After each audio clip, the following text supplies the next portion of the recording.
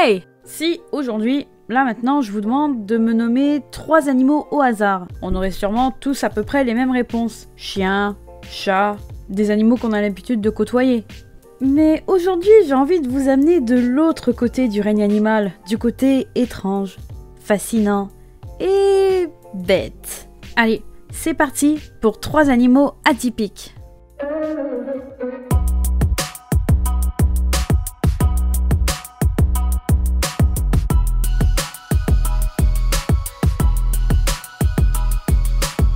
On commence en douceur avec un petit perroquet trop choupinet.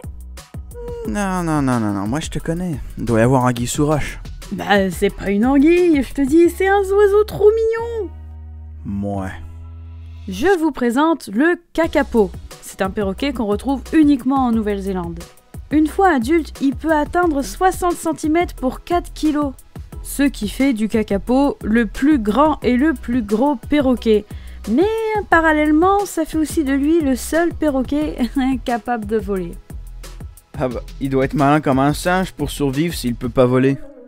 Mais je t'ai déjà dit que c'était un oiseau. Et puis, t'es vraiment têtu comme une mule, toi, aujourd'hui. Mais c'est là que le kakapo devient intéressant. À part son plumage vert qui lui permet de se confondre un peu dans le décor, il a de très bonnes pattes pour monter aux arbres. Attends. Donc il est incapable de se défendre. Attends, tu crois vraiment que cette grosse peluche a déjà réfléchi à un moyen de défense? Et vu qu'il fait 4 kilos, la plupart du temps, il se casse la tronche en tombant des arbres. Mais c'est pas possible. Et d'autant que son mode de reproduction est pas simple non plus. Premièrement, la femelle kakapo doit être rassasiée de baies de rimu, un fruit qui pousse dans les arbres en Nouvelle-Zélande.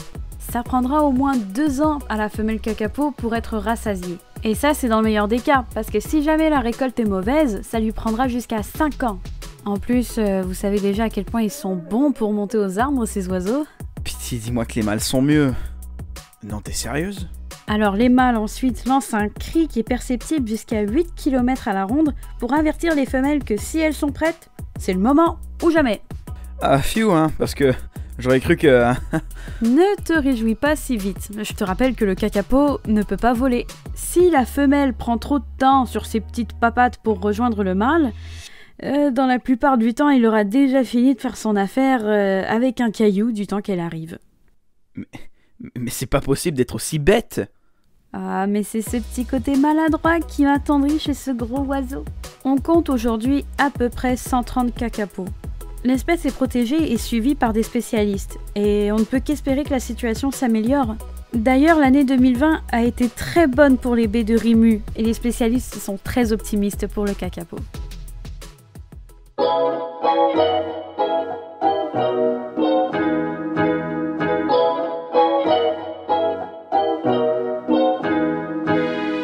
Passons à notre deuxième animal atypique, j'ai nommé la squille.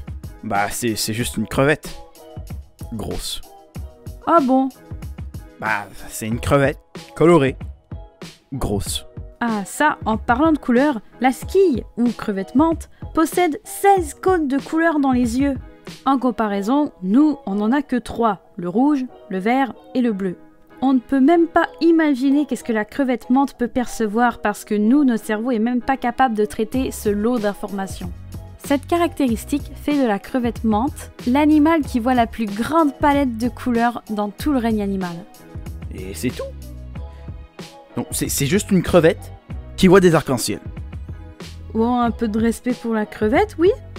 Du long de son 38 cm, la crevette menthe, qui n'est d'ailleurs ni une crevette ni une menthe, a une force de frappe impressionnante. D'un coup de patte, elle peut atteindre 80 km/h. De quoi percer une bonbonne d'oxygène ou la vitre d'un aquarium sans un effort. Et si son coup mortel n'atteint pas sa proie, ça crée alors une onde de choc qui rattrape la proie. C'est impossible d'y échapper.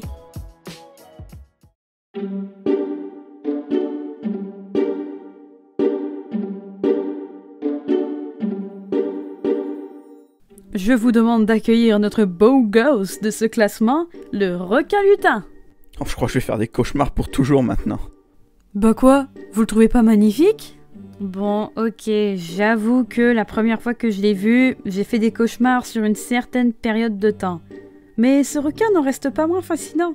Vivant dans les abysses, ce beau gosse qu'on croirait sorti directement d'un film de Jurassic Park mesure environ 3 à 4 mètres de long.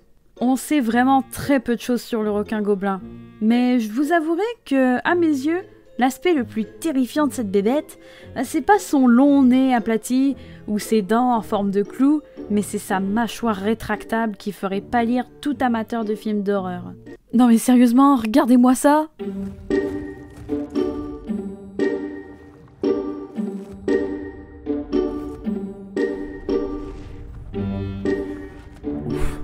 Laissez-moi un moment, je dois aller enterrer mes yeux. Ça vous ennuie si je vomis? Le requin gobelin est présent dans tous les océans, au large des côtes, et a pu être observé même en France. Et en faisant mes recherches, je suis tombée sur une légende japonaise assez intrigante, c'est celle de Isonade. En regardant les dessins qui avaient été faits de Isonade et les photos que j'avais de requins gobelins, j'ai trouvé la ressemblance assez frappante entre les deux animaux. Et sachant qu'on en trouve au Japon, je pense que j'ai ma petite théorie sur ce que peut vraiment être Isonade. Son corps n'a jamais été aperçu. Il se cache, à l'affût des pêcheurs. Se faisant passer pour une prise, il se rapproche, en silence, jusqu'à ce que les pêcheurs jettent leurs filets. À ce moment-là, il est déjà trop tard. Isonade fait alors se lever la tempête et renverse l'embarcation de Zakur et d'hameçons, ceux des pêcheurs perdus. Ensuite, il attire les marins dans les abysses, là où il fera d'eux son prochain repas. Mais c'est pas un danger pour les hommes, hein? Oh, alors là, vraiment, pas d'inquiétude. On retrouve le requin gobelin qu'entre 350 et 600 mètres de profondeur. Alors vraiment, il représente aucun danger pour les humains. Ça annule un peu ta théorie, du coup. Chut, chut, chut, chut, chut, chut.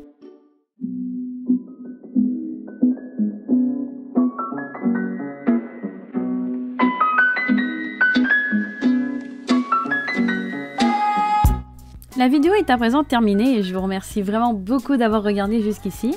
N'hésitez pas à écrire dans les commentaires quel a été votre animal préféré de cette vidéo ou celui que vous avez trouvé le plus étrange ou le plus bizarre. Comme à chaque fin de vidéo, je vous mets le lien de tous mes réseaux sociaux en bas dans la description. N'hésitez pas à me suivre sur Twitter et Instagram. Aussi, je rappelle que j'ai ouvert un compte Patreon pour ceux qui veulent me faire des dons pour que je continue mon activité. Au bout d'un certain montant, vous allez voir, il y a certains privilèges qui vous seront accordés.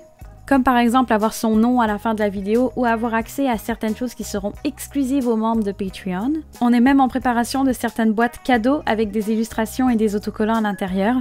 Donc vraiment, n'hésitez pas à jeter un coup d'œil et je tiens à rappeler que chaque petit don compte beaucoup à mes yeux. Dans tous les cas, on se dit à bientôt pour une prochaine vidéo. Et n'oubliez pas, c'est quand on est curieux que tout devient intéressant. Allez, ciao!